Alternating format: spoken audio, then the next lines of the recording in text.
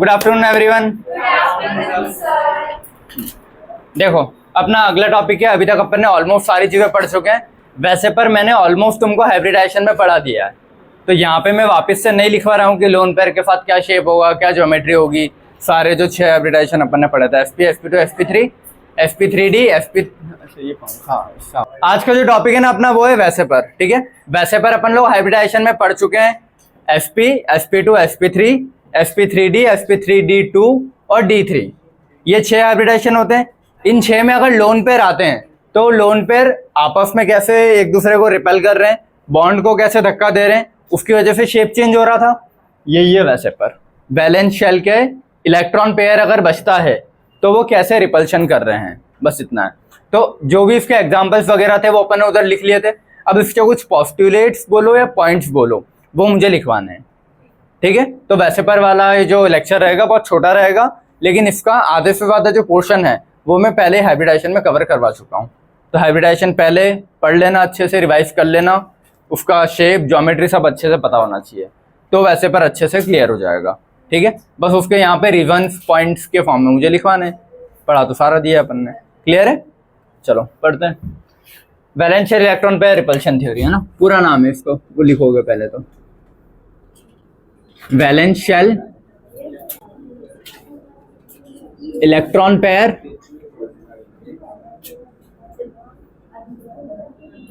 Repulsion theory. ठीक है, sir आपने फिर से ये लगा दिया। क्यों? वैसे पर P R के बीच में और सर मैंने भी लगा दिया। अब मैंने भी लगा दिया। ठीक है, वेस्पर। ठीक है, valence shell electron pair repulsion theory. ठीक है, वो थ्योरी का टी नहीं लिखते हैं, बस इतना लिखते हैं इस चीज को, क्लियर है। अब इसके मैं पोस्टुलेट्स लिख रहा हूँ, मेरे साथ साथ कॉपी करते जाना, क्लियर है। गुड। देखो वैसे पर अपन पढ़ लिए हैं, हाइब्रिडाइजेशन में समझ लिया था क्या होता है, सारी चीजें अच्छे से बता भी दी थी तुम लोगों को। ठीक है, अब वैसे पर की जो थ्योरेटिकल पॉइंट्स है वो मैं समझा देता हूँ, जो बुक्स में लिखे हैं तो एक बार रीड कर लेते हैं। ठीक है, वैसे पर क्यों कर रहे हैं, ताकि शेप और ज्योमेट्री में फर्क पता लगे कि ज्योमेट्री क्या होती है, शेप क्या होता है। या जो लोन पेयर आ रहा है वो ज्योमेट्री को थोड़ा डिस्टॉर्ट कर देगा, तो मतलब ज्योमेट्री क्या, शेप को डिस्टॉर्ट कर देगा, तो शेप क्या हो जाएगा। एक लोन पेयर कितना डिस्टॉर्ट करेगा, 2 कितने डिस्टॉर्ट करेंगे, 3 लोन पेयर आ गए तो वो शेप को कैसे धक्का देंगे अलग अलग। ठीक है, तो ये चीज, इसके पहले एक छोटा सा बेसिक समझ लो या कुछ भी बोलो तुम लोग, ये समझा देता हूँ। देखो फॉर एग्जाम्पल मैंने बोला एक डंडा है, ये कोवेलेंट बॉन्ड है। कोवेलेंट बॉन्ड कहाँ से बना है बेटा, 2 इलेक्ट्रॉन से, समझ गए चीज। अब मैंने लिखा है यहाँ पे एक एग्जाम्पल में अमोनिया लिखा है NH3। ठीक है, और उस पे एक लोन पेयर होता है। लोन पेयर का मतलब क्या, 2 इलेक्ट्रॉन ना। देखो 2 इलेक्ट्रॉन बना दिए मैंने। ठीक है, ये डंडा भी कहीं से बना है, 2 इलेक्ट्रॉन से। ये डंडा भी 2 इलेक्ट्रॉन से, ये डंडा भी 2 इलेक्ट्रॉन से। और अपने को ये पता है कि इलेक्ट्रॉन इलेक्ट्रॉन आपस में रिपल्शन करते हैं।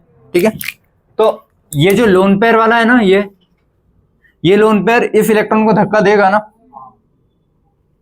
ये लोन पेयर इस इलेक्ट्रॉन को भी धक्का देगा, ये इसको भी धक्का देगा। तो जो इनके बीच का बॉन्ड एंगल होगा, पहले मान लो कुछ है तो उससे कम नहीं हो जाएगा क्या। समझ में आई चीज है कि मान लो पहले बॉन्ड एंगल ऐसा है, यहाँ कोई है, वो इसको यहाँ से धक्का दे रहा है, इसको इधर से धक्का दे रहा है, तो बॉन्ड एंगल तो कम हो जाएगा ना। तो हमेशा जब भी लोन पेयर, एक लोन पेयर है तो कुछ धक्का दे रहा है, 2 आ जाएंगे तो और ज्यादा धक्का देंगे, वो 3 तो और ज्यादा। तो जितने ज्यादा लोन पेयर बढ़ाते जाऊंगा ना, बॉन्ड एंगल हमेशा कम होगा। ये समझ में आया। तो यही वैसे पर ने बोला है कि वैलेंस शेल में जो इलेक्ट्रॉन रह जाते हैं, जो बॉन्ड में पार्ट नहीं ले रहे हैं, जिनको बोलते हैं लोन पेयर, वो क्या करते हैं, लोन पेयर बॉन्ड पेयर को धक्का देते हैं। ये क्या है, लोन पेयर। ठीक है, ये क्या है, बॉन्ड पेयर का मतलब 2 बॉन्ड नहीं है, ये क्लियर रखना। पेयर का मतलब होता है ना हमेशा 2 चीजें, तो बॉन्ड पेयर का मतलब ही इलेक्ट्रॉन से रिप्रेजेंट कर रहा है कि उसमें 2 इलेक्ट्रॉन है, इसीलिए उसने उसको बोल दिया बॉन्ड पेयर। बॉन्ड तो एक ही है। तो ये लोन पेयर इस बॉन्ड पेयर को धक्का दे रहा है। और मान लो अगर 2 लोन पेयर होते तो 2 लोन पेयर आपस में भी तो धक्का दे रहे हैं ना एक दूसरे को। तो लोन पेयर को भी धक्का दे रहा है, लोन पेयर बॉन्ड पेयर को भी धक्का दे रहा है। और फिर मान लो ये जो 2 इलेक्ट्रॉन है आपस में, ये बॉन्ड पेयर वाले, तो बॉन्ड के भी तो आपस में इलेक्ट्रॉन धक्का दे रहे होंगे ना। ये इलेक्ट्रॉन इसको धक्का दे रहा होगा, ये इसको धक्का दे रहा होगा, ये इसको, सारे इलेक्ट्रॉन आपस में। तो बॉन्ड पेयर भी आपस में धक्का देते हैं, बॉन्ड पेयर लोन पेयर से भी रिपल्शन करता है और लोन पेयर आपस में भी रिपल्शन करते हैं। तो यही चीज समझाई थी वैसे पढ़ने। क्लियर है? बस इतना ही है वैसे पर, इससे ज्यादा नहीं है। ठीक है, और फिर बाद में पढ़ोगे कि एक लोन पेयर आने पे कितना धक्का देता है डंडों को कि कितनी डिग्री कम हो जाए, 2.5 डिग्री। एक लोन पेयर इतना उस डंडे को धक्का दे देगा कि 2.5 डिग्री से एंगल कम हो जाएगा 2.5 डिग्री से। 2 लोन पेयर होंगे तो एक 2.5 कम कर रहा है, दूसरा भी 2.5, तो 5 से कम हो जाएगा। 3 लोन पेयर आ जाएंगे तो 2.5 + 2.5 + 2.5 मतलब 2.5 तो कितना 7.5 डिग्री से एंगल कम हो जाएगा। बस, इससे ज्यादा वैसे पर है ही नहीं अपने इसमें, इतना ही है। ठीक है, अब पॉइंट्स पढ़ देता हूं मैं। ठीक है, to predict the molecular geometry या शेप, वैसे पर क्यों पढ़ रहे, ताकि ज्योमेट्री और शेप में फर्क पता लगे। ठीक है, कि मॉलिक्यूलर ज्योमेट्री क्या है और शेप क्या है कोई भी मॉलिक्यूल का। क्लियर है? ये सबसे पहले थ्योरी दी गई थी जिसने रिपल्शन वाली चीज बताई थी। इसके पहले किसी ने अभी तक नहीं बोला था कि रिपल्शन होता है। सबने ये बोला था कि बॉन्ड बनाते हैं, इलेक्ट्रॉन बॉन्ड बनते हैं, इतने बॉन्ड बनेंगे, इतने पाई बॉन्ड, सिग्मा बॉन्ड, लेकिन रिपल्शन वाली चीज किसी ने नहीं बताई थी। तो सबसे पहली थ्योरी थी जिसने, फर्स्ट थ्योरी थी जिसने रिपल्शन और ज्योमेट्री और शेप को अलग अलग बताया है कि ज्योमेट्री अलग होगी, शेप अलग होगी। समझ गए?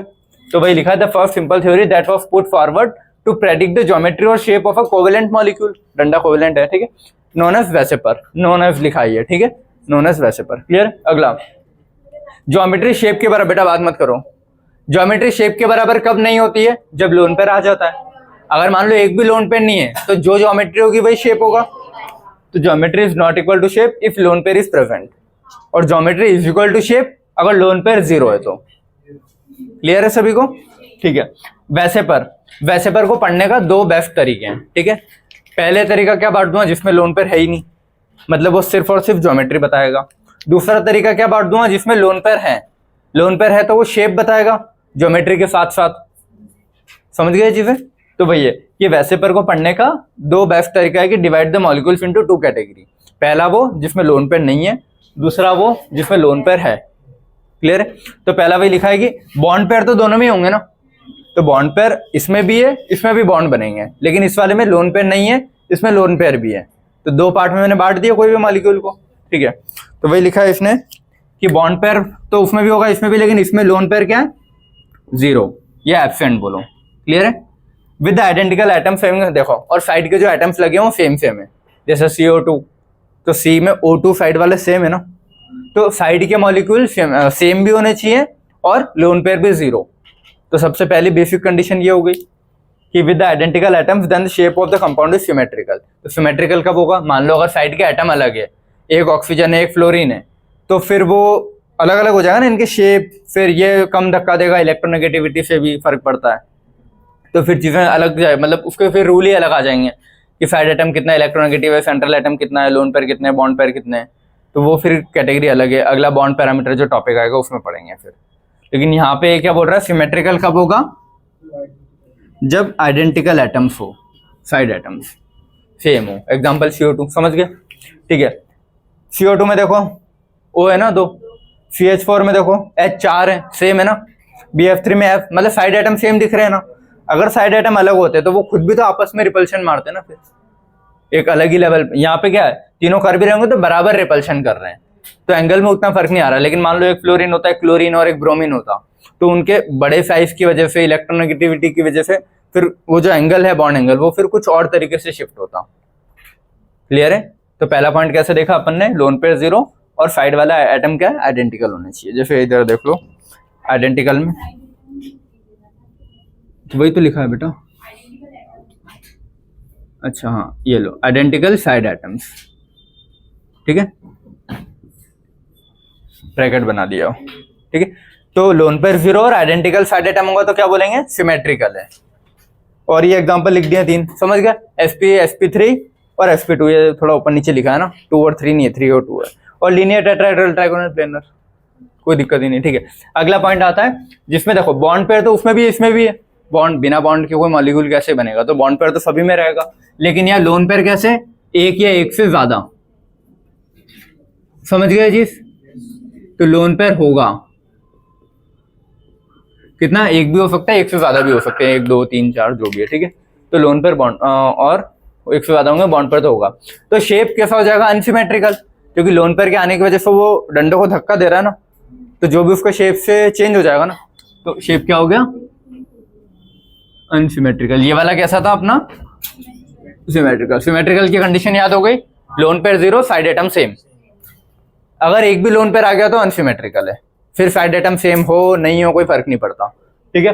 The original bond angle will be distorted, जो स्टार्टिंग में बॉन्ड एंगल होगा वो डिस्टॉर्ट हो जाएगा, कुछ कम या ज्यादा जो भी है।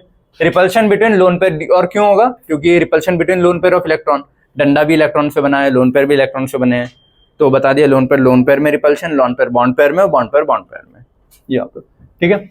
सिमिलरली, ये सिमिलरली लिखा है शॉर्ट में, ठीक है। Similarly on having different side atom, अब देखो डिफरेंट साइड एटम होंगे तो भी हो सकता है ना, ठीक है। तो different side atom molecule become unsymmetrical due to unequal force of repulsion, क्योंकि सबकी इलेक्ट्रोनेगेटिविटी फिर अलग हो जाएगी ना। समझ में आई चीजें, कि मान लो अगर एक हाइड्रोजन लगा एक फ्लोरीन लगा है साइड में, तो दोनों की इलेक्ट्रोनेगेटिविटी कहीं ना कहीं अलग है और साइज भी कहीं ना कहीं थोड़ा ऊपर नीचे है, तो उसकी वजह से अनइक्वल फोर्स ऑफ रिपल्शन होगा इलेक्ट्रॉन्स के बीच में। तो ये भी कहीं में आएगा सेकंड कैटेगरी में अपना, क्लियर है। तो सेकंड कैटेगरी में या तो बोल दो कि लोन पेयर आ गया, या फिर बोलो साइड एटम अलग हो गए, तो भी वो सेकंड कैटेगरी में ही आ रहा है अपना, क्योंकि साइड एटम अलग तो जो नॉर्मल एंगल रहेगा उससे एंगल शिफ्ट हो जाएगा, क्लियर है। तो वही लिखा है, similarly on having different side atom molecule become unsymmetrical due to unequal force of repulsion, force of repulsion अलग हो जाएगा उनका, क्योंकि एक अगर हाइड्रोजन एक फ्लोरीन ऐसा कोई एग्जांपल है मान लो, ठीक है। जैसे रिपल्शन, लोन पेयर सबसे ज्यादा रिपल्शन करेंगे आपस में, क्योंकि देखो अगर कहीं बॉन्ड बन गया इलेक्ट्रॉन का तो रेस्ट्रिक्ट हो गया ना एक कहीं थोड़े से लेवल पे, कि हाँ ज्यादा इधर उधर कुछ नहीं कर पाएगा, ठीक है। लोन पेयर है तो एक इसने पकड़ रखा है एक इसने, और या फिर कोवलेंट बॉन्ड में तो अपन बोलते हैं ना, जैसे मैंने अगर फॉर एग्जांपल ये ए और बी बनाया है तो ये दोनों के हिस्सों में आ रहा है, तो ज्यादा इधर उधर कहीं नहीं भाग पाएगा, समझ में आया ना। तो ये इसने अपना काम कर लिया कि हाँ बॉन्ड बना लिया, लेकिन मान लो अगर कोई फ्री इलेक्ट्रॉन रखे तो ये तो किसी से बॉन्डेड नहीं है ना अभी, तो सबसे ज्यादा रिपल्शन कौन करेगा, फ्री वाले इलेक्ट्रॉन। तो फ्री इलेक्ट्रॉन आपस में सबसे ज्यादा रिपल्शन करेंगे, या बोल दो लड़ाई करते रहेंगे, क्लियर है। क्योंकि ये तो बॉन्डेड वाले तो कैसे लड़ाई करेंगे, समझ गया ना, बॉन्डेड। तो फ्री वाले मतलब लोन पेयर में सबसे ज्यादा रिपल्शन या लड़ाई होगी, रिपल्शन मतलब दूर भागना ना, ठीक है। फिर बॉन्ड पेयर और लोन पेयर में कि एक फ्री बैठा एक बॉन्ड बना रहा है तो ये इसको पोक करेगा, उंगली करेगा, समझ गया। और बॉन्ड वाले आपस में बहुत ही कम, कि ठीक है ना यार दोनों अपना काम कर रहे हैं चुपचाप, लेकिन फिर भी थोड़ा बहुत तो कुछ रहता है ना कि हाँ उंगली करें, वो वाला। तो लोन पेयर बॉन्ड पेयर और बॉन्ड पेयर, इनमें सबसे ज्यादा मतलब सबसे ज्यादा रिपल्शन कहाँ होगा, जहाँ दो लोन पेयर होंगे, एक लोन पेयर फिर एक बॉन्ड पेयर में, और फिर बॉन्ड पेयर में। अब बॉन्ड और बॉन्ड वाले में कुछ पूछता है वो कि किस में ज्यादा होगा। अगर मान लो दो डबल बॉन्ड है, जैसे CO2 में होता है ना C डबल बॉन्ड O, तो दो डबल बॉन्ड O के बीच में ज्यादा रिपल्शन होता है। फिर एक सिंगल डबल बॉन्ड और एक सिंगल बॉन्ड, समझ गए क्या बोल रहा हूँ, और फिर सिंगल। और ये ऐसा क्यों हो रहा है, क्योंकि देखो इसमें कितने 4 इलेक्ट्रॉन से बना है ना, और ये भी 4, तो 4 इलेक्ट्रॉन ज्यादा रिपल्शन करेंगे ना, 4 और 2 और फिर 2 और 2। तो बॉन्ड पेयर में फिर ये आगे और लिख लोगे ना तुम कि बॉन्ड पेयर में भी अगर पूछे कि कौन से बॉन्ड सिंगल डबल ट्रिपल में कि कौन ज्यादा रिपल्शन करेगा, तो ये ऑर्डर आता है, क्लियर है, ठीक है। फिर उसके बाद लोन पेयर बॉन्ड पेयर का अगर पूछता है तो ऐसा कुछ और, ये देख लेना जो भी है, क्लियर है चीजें। क्वेश्चन आएगा तो तुम अपने अकॉर्डिंग देख लेना, जहां ज्यादा इलेक्ट्रॉन है, अब वो भले बॉन्ड ज्यादा इलेक्ट्रॉन से बना हो या फ्री ज्यादा है, उसके अकॉर्डिंग, क्लियर है। कोई डाउट तो नहीं इसमें किसी को। एक ही कौन सा, ये देखो अगर मैं बोल रहा हूं कि लोन पेयर सबसे ज्यादा रिपल्शन है, फिर लोन पेयर बॉन्ड पेयर है, फिर थर्ड में कौन है, बॉन्ड और बॉन्ड। तो बॉन्ड अपन ने 3 टाइप के पढ़े ना, सिंगल डबल ट्रिपल। तो ट्रिपल वाले का इसने एग्जांपल नहीं दे रखा है तो वो मैंने हटा दिया अभी, बेटा बातें नहीं, ठीक है। तो अब मेरे पास क्या बचा, सिंगल और डबल बॉन्ड। तो डबल बॉन्ड 4 इलेक्ट्रॉन से मिलकर बना है ना, ये तो वैसे सिमेट्रिकल में आ जाएगा, ये वाला SO2, ठीक है। तो 1 2 3 4 सेम उधर है, तो ये आपस में रिपल्शन नहीं करेंगे क्या, बॉन्ड देखो इसके साथ तो हो गई रिपल्शन, ये इधर धक्का देगा, ये इसको इधर धक्का देगा, लेकिन बॉन्ड भी तो आपस में धक्का देंगे ना। इधर 4 इलेक्ट्रॉन से मिलके बने हुए बॉन्ड है, इधर भी 4, तो ज्यादा धक्का देंगे। अगर यही मान लो अगर ऐसा होता फॉर एग्जांपल ए बी और ए डबल बॉन्ड बी, ऐसा कुछ होता तो इसमें फिर भी कम लगता कि एक साइड 4 इलेक्ट्रॉन एक साइड 2 ही है। और तीसरा अगर ऐसा होता कि ये एरो नहीं सॉरी है ना, ये तो सिंगल सिंगल डंडे है ना, तो 2 इलेक्ट्रॉन ही है, तो ये कम रिपल्शन करेंगे, फिर ये ज्यादा, ये सबसे ज्यादा रिपल्शन। समझ गए ना क्यों? सिंगल सबसे कम और डबल डबल हाँ मतलब रटना नहीं है, समझ गए ना क्यों? क्योंकि इसमें 4 इलेक्ट्रॉन, इसमें देखो ना 4 इलेक्ट्रॉन है, ये 4 इलेक्ट्रॉन है, ये 4 इलेक्ट्रॉन है, ये 2 इलेक्ट्रॉन है, ये 2 इलेक्ट्रॉन है, ये 2 इलेक्ट्रॉन है। तो बस समझ जाओ रिपल्शन मतलब माइनस माइनस जितना ज्यादा माइनस उतना ज्यादा रिपल्शन। क्लियर है? ठीक है, काम का पता एक ही है, ये इतना तो आना भी नहीं है, ये आएगा एग्जाम में, बात ही खत्म। ठीक है, हाँ वो फालतू का है, ये आएगा अपने एग्जाम में, ठीक है अगर आता है तो, इसके अलावा और कुछ भी काम का नहीं है। Bond angle inversely proportional to lone pair, जितने ज्यादा लोन पेयर होंगे उतना कम हो जाएगा ना बॉन्ड एंगल, क्योंकि उतना ही ज्यादा धक्का देंगे इसको डंडों को, तो उतना कम बॉन्ड एंगल हो जाएगा। तो जितने ज्यादा लोन पेयर उतना कम बॉन्ड एंगल। समझ में आई चीजें सबको?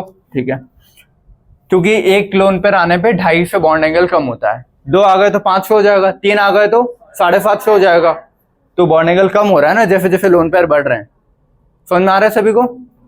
ठीक है, अब मान लो मैंने एक एग्जांपल लिया है X2O, ये क्या है, कुछ भी मन से एग्जांपल ले लिया है, ठीक है X2O, X का मैंने मान लिया है अपने मन से कुछ भी कि अज्यूम्ड वैलेंस इलेक्ट्रॉन इसके 7 है, ठीक है। अगर मैंने इसके वैलेंस इलेक्ट्रॉन 7 माने तो कितने हैं, 2 है ना, तो 7 और 7 14, ऑक्सीजन के आउटर मोस्ट में 6 होते हैं, तो इन तीनों का सम करूंगा तो कितना आएगा 20, अपनी और डिवाइड वाली मेथड, ठीक है।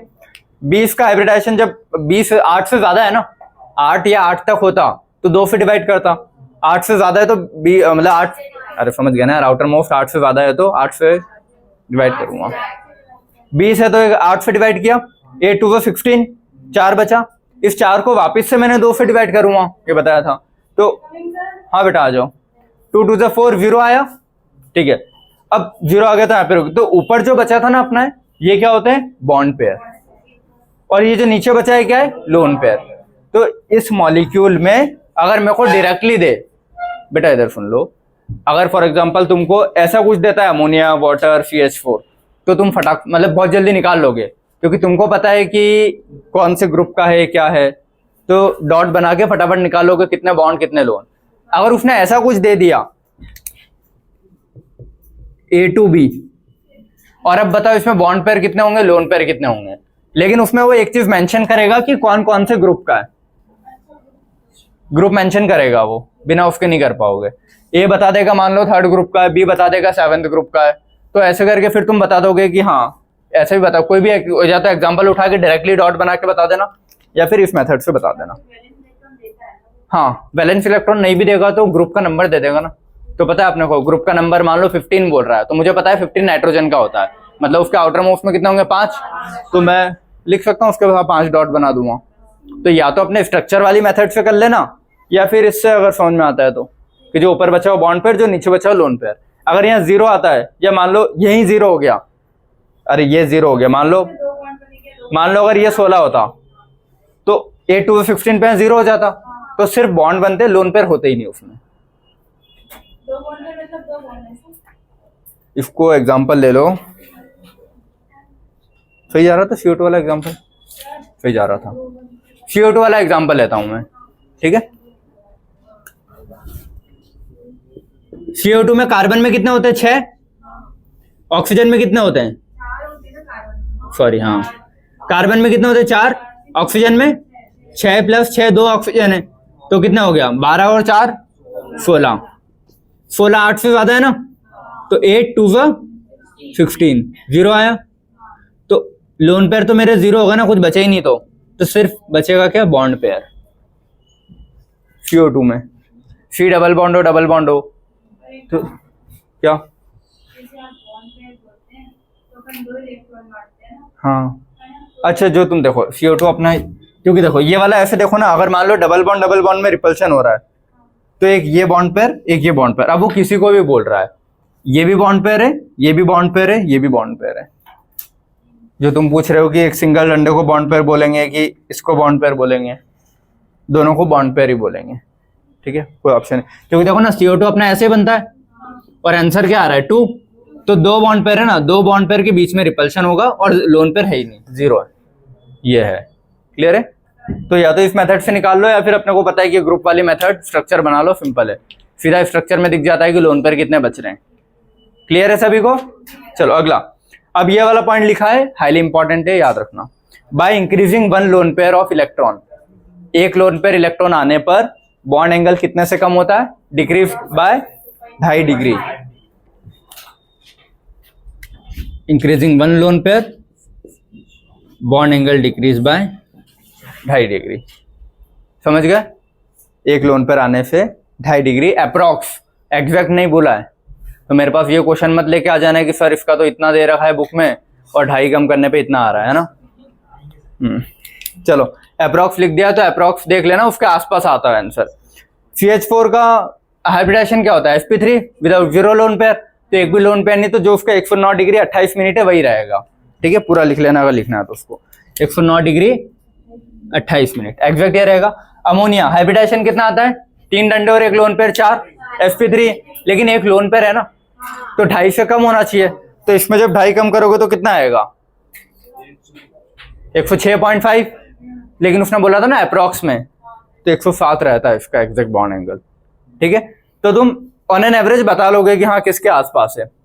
वाटर का हाइब्रिडेशन क्या होता है, 2 डंडे और 2 लोन पेयर 4, तो sp3, लेकिन 2 लोन पेयर है ना, तो 2 मतलब 5 कम करना पड़ेगा मेरे को 109 में से, 109 में से 5 कम करूंगा तो क्या आएगा 104, लेकिन है क्या 105 या 104.5 एग्जैक्ट है उसका, तो 0.5 प्लस माइनस चलेगा, ठीक है, याद रखना। तो इसका है कितना, 104.5 बेस्ट है, और अप्रोक्स में बोल दोगे राउंड फिगर में तो 105 बोल दोगे तुम, क्लियर है। तो कभी भी किसी का भी बॉन्ड एंगल निकालने बोल दे तो लोन पेयर ओरिजिनल हाइब्रिडेशन देख लेना, फिर लोन पेयर देख लेना, लोन पेयर के हिसाब से कम करते जाना, 1 होगा 2 होगा 3 होगा, उसके हिसाब से 2.5 करके, क्लियर है सभी को। चलो ये पॉइंट्स होगा, इसके अलावा कुछ मैं देख लेता हूँ, अगर कुछ पॉइंट छूट रहे होंगे तो वो भी लिख के एक्सप्लेन कर देता हूँ, वैसे पर इससे ज्यादा है नहीं। फिर अगला टॉपिक जो वैसे पर में लिखते हैं वो वही है कि sp, sp2, sp3, sp3d with 1 lone pair with 2 lone pair with, तो वो सब मैंने पढ़ा दिए, तो बार बार लिखने का कोई मतलब नहीं, कॉपी भर के, पहले ही बहुत भर गई कॉपी अपनी, सारा पढ़ लिया अपन ने। एक ये वाला छूट रहा था कि ये क्या था जो तुम लोग पूछ रहे थे, अपने को जो सिलेबस में आएगा वो यही आएगा कि लोन पेयर सबसे ज्यादा रिपल्शन करते हैं, फिर लोन पेयर बॉन्ड पेयर, और लास्ट में बॉन्ड पेयर। अब बॉन्ड पेयर में कभी पूछे कि कौन से बॉन्ड ज्यादा कम, तो ये वाला बता दिया था कि डबल में सबसे ज्यादा, फिर डबल और सिंगल वाले में, फिर सिंगल और सिंगल वाले बॉन्ड में, ठीक है। एक ये वाला कभी आता है फॉर एग्जांपल कि एक लोन पेयर और एक बॉन्ड पेयर में रिपल्शन, तो ये जो लिखा है ना लोन पेयर और बॉन्ड पेयर में रिपल्शन, इसका मतलब ये समझ लो कि एक मान लो इस पे हो सकता है लोन पेयर हो और एक बॉन्ड हो, तो लोन पेयर बॉन्ड पेयर का रिपल्शन बराबर होता है एक सिंगल बॉन्ड और डबल बॉन्ड के, ये समझ गए चीज कि एक लोन पेयर बॉन्ड पेयर पे जितना रिपल्शन दे रहा है उतना ही वो किस चीज के बराबर होगा, एक सिंगल बॉन्ड और डबल बॉन्ड के बीच वाले के। इसको ऐसे देखो, पहले लोन पेयर थे और एक सिंगल बॉन्ड था, दोनों को एक एक लेवल मैंने ऊपर बढ़ा दिया।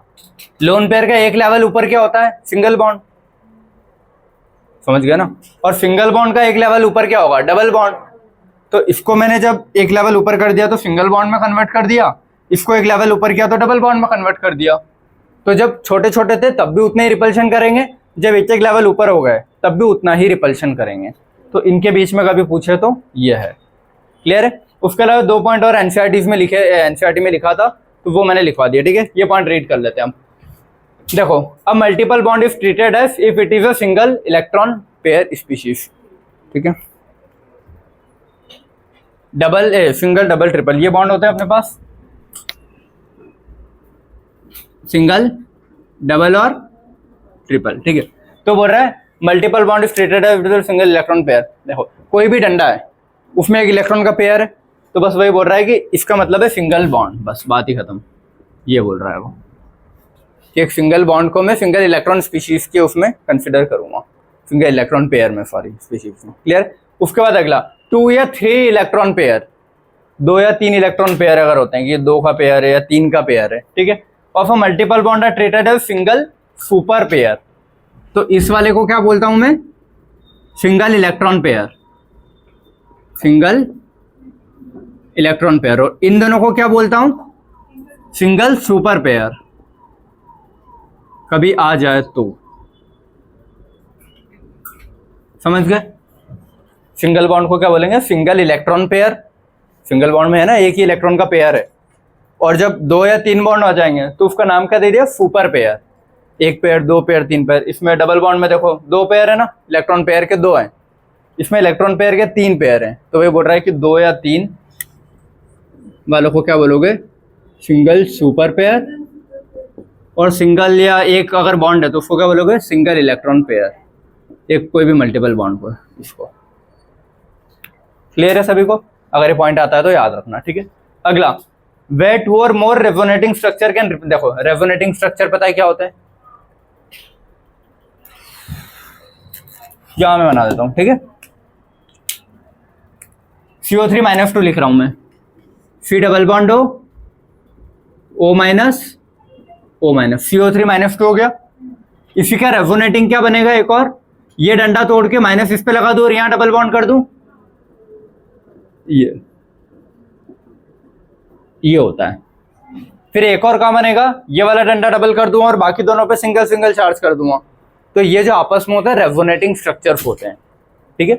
अब सुनो, वे 2 और more resonating structure can represent a molecule. CO3-2 ऐसे भी बना सकता हूं, ऐसे भी, और एक और तरीका है मेरे पास बनाने का, ठीक है। तो वही represent a molecule, the VSEPR model if applicable to any such structure.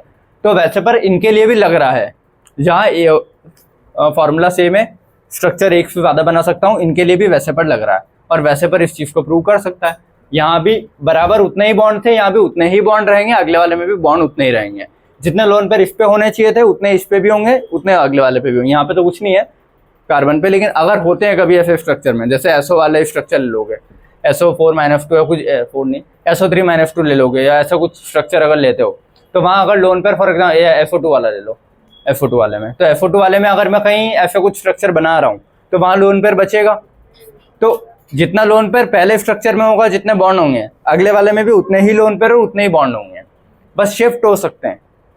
तो ये चीज वैसे पर समझा रहा है लोन पेयर बॉन्ड पेयर वाली। तो भाई ये 2 पॉइंट एनसीईआरटी के लिखे थे तो मैंने लिख दिया और समझा दिए। क्लियर है?